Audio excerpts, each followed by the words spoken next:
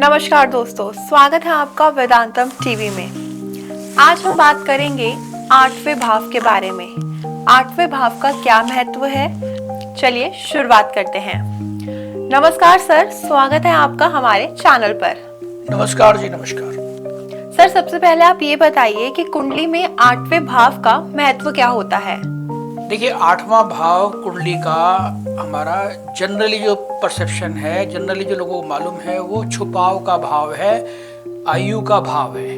आयु, एज कितनी है, आदमी कितना जिएगा, वो इसी भाव की स्ट्रेंथ से या इसकी वीकनेस से मालूम चलता है।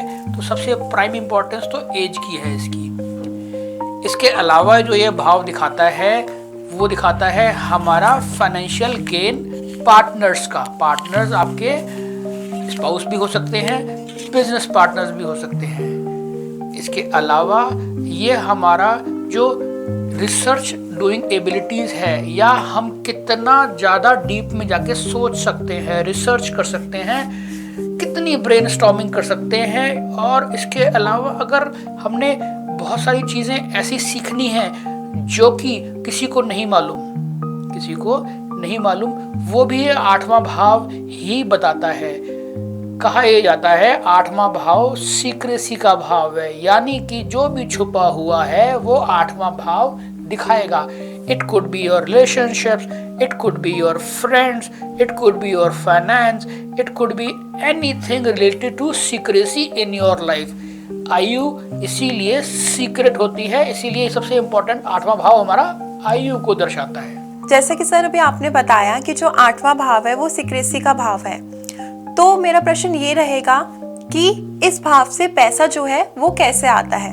कुंडली के जो पहले भाव से लेकर सातवें भाव तक जो स्टोरी होती है वो हमारी नेचुरली, हम जहाँ पे पैदा होते हैं, जिस जगह पे पैदा होते हैं, जिन लोगों के साथ पैदा होते हैं, या ऐसा समझिए उनसे आता है, यानी कि नेचुरली फ्लो करता है।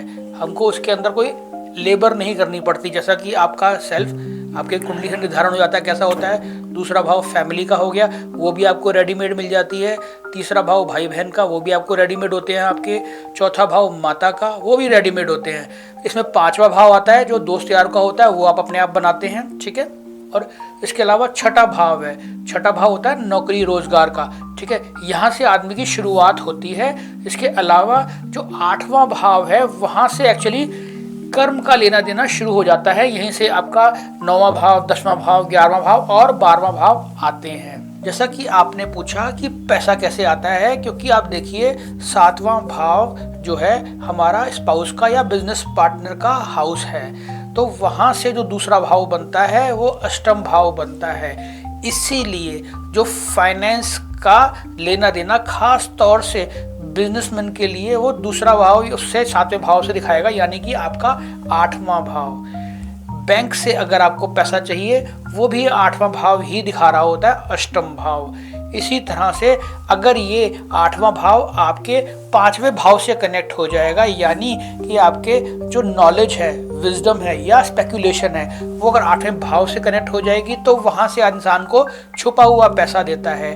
या 5वां भाव 8वां भाव का कम्बिनेशन आपको रिसर्च की तरफ लेके जाता है, क्योंकि आपकी नॉलेज जो है वो सीक्रेट चीज़ों को ढूंढने में लग जाएगी। यहीं पे दूसरे भाव का स्वामी अगर 8वें भाव में चला जाएगा तो भी यही स्थिति बनाती है, क्योंकि आपको सीक्रेट एक्टिविटी से आपका जो लेना देना हो जाएगा पैसे के फ्लो में। हो सकता है आपको कैश इनकम की ज़्यादा प्राप्ति हो।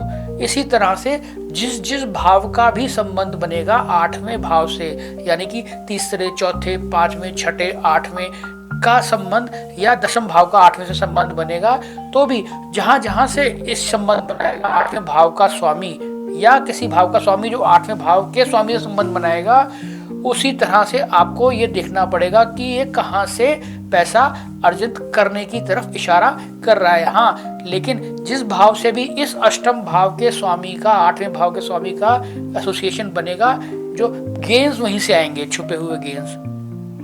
तो इसी तरह अष्टम भाव हमारा पैसा देने का एक रोल अदा करता है विशेष रूप से।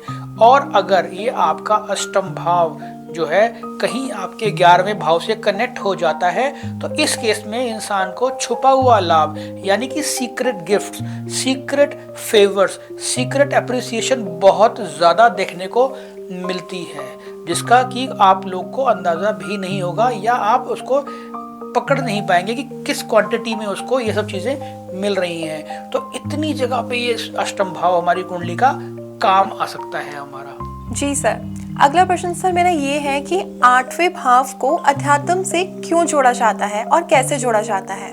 देखिए, जैसा कि 8वें भाव छुपाव का ग्रह है, छुपाव का भाव है, या उसकी जो प्रवृत्ति है वो आसानी से देखने को नहीं मिल सकती, किस तरह का बिहेव करेगा। अब बात करते हैं जैसे आध्यात्म की, ईश्वर की, या मोक्ष की, या ऐसी कोई चीज़ जहाँ पे अपने को अंदाज़ा नहीं है कि वो कैसे मिलेगी, जैसे कि ये तंत्र कह सकते हैं, मंत्र कह सकते हैं, सिद्धियाँ कह सकते हैं, ये सारी चीज़, या प्रभु को पाने की इच्छा, अष्टम भाव।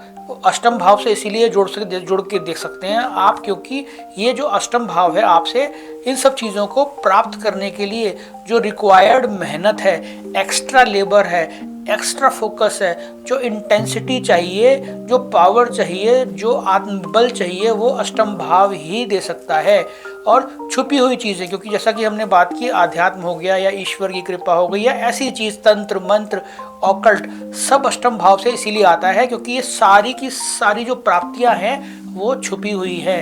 मटीरियलिज्म से इसका कोई लेना देना नहीं है, ये आत्मिक शांति के लिए है। और आत्मा, जैसा कि हम बात करते हैं कि आत्मा का और न छोर, कुछ पता करने की इंसान की काबिलियत ही नहीं है।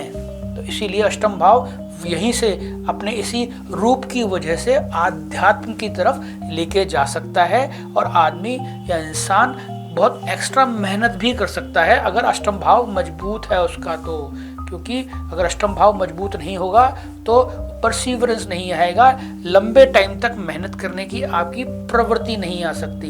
लंबे टाइम मेहनत करेंगे तभी ये सब चीज़ें अच्छी तरह से आप प्राप्त कर पाएंगे। जी सर। सर मेरा अगला प्रश्न ये रहेगा कि जो 8वां घर है वो सिक्रेसी और छुपाव का घर है, लेकिन इसको परेशानियों का घर भी क्यों कहा जाता है? आप इस पे थोड़ा सा प्रकाश डालिए। देखिए, 8वां घर लग्न से 8वां बनता है। 8वां का मतलब जो भी छुपा हुआ है, जो भी दिखने में प्रतीत नहीं होता अपने को किस तरह का है, वो 8वां घर है। साथ ही साथ 7वां भाव जो बनता है हमारे विरोधियों का भाव बनता है, या अपोजिट मतलब पार्टनर का कह सकते हैं, दुश्मनों का कह सकते हैं, एनीथिंग। तो उससे जो दूसरा भाव हमारा अष्टम भाव बनता है, या जिस तरह आपका जो दूसरा भाव है वो आपका गेन्स दिखाता है, तो 7वें भाव से दूसरा भाव जो दिखाएगा वो आपके सामने वाले का गेन दिखाता है। तो अगर सामने वाले का ज़्यादा गेन होगा या अष्टम भाव बहुत ज़्यादा मजबूत हो जाएगा आपका, तो हमेशा आपको बिजनेस में, पार्टनरशिप में, एसोसिएशन में, डेली इनकम में चैलेंजेस का सामना ज़रूर करना पड़ेगा, क्योंकि ये आपकी मेहनत किसी और इंसान का गेन ज़रूर बन सकता है, क्योंकि वो नेचुरल फ्लेवर हो जाएगा आपके चार्ट का। इसीलिए यहाँ पे ये फाइनेंशियल दिक्कत देने का भाव भी बनता है। और अगर इसका रिलेशनशिप किसी भी तरह से आपके छठे भाव से बन जाए, पहले भाव से छठे भाव से बन जाए, तो ऐसा जो परेशानियों का कारण क्या होता है, आपके इलाज में पैसा खर्च होगा, आप लोन्स में फंस जाएंगे जो कि लंबे टाइम तक आपको परेशान करेंगे, और बहुत मेहनत करने के बाद आपका जो नेट इनकम या नेट प्राप्ति होगी ना, वो बहुत कम होगी एज कंपेयर टू आपकी जो मेहनत डाल रहे हैं उसके अंदर।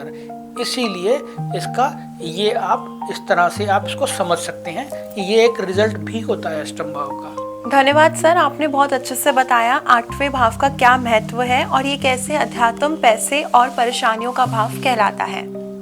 दोस्तों, आपसे जल्दी मुलाकात होगी एक ऐसी नई वीडियो के साथ। जब तक जुड़े रहिए वेदांतम टीवी से। धन्यवाद।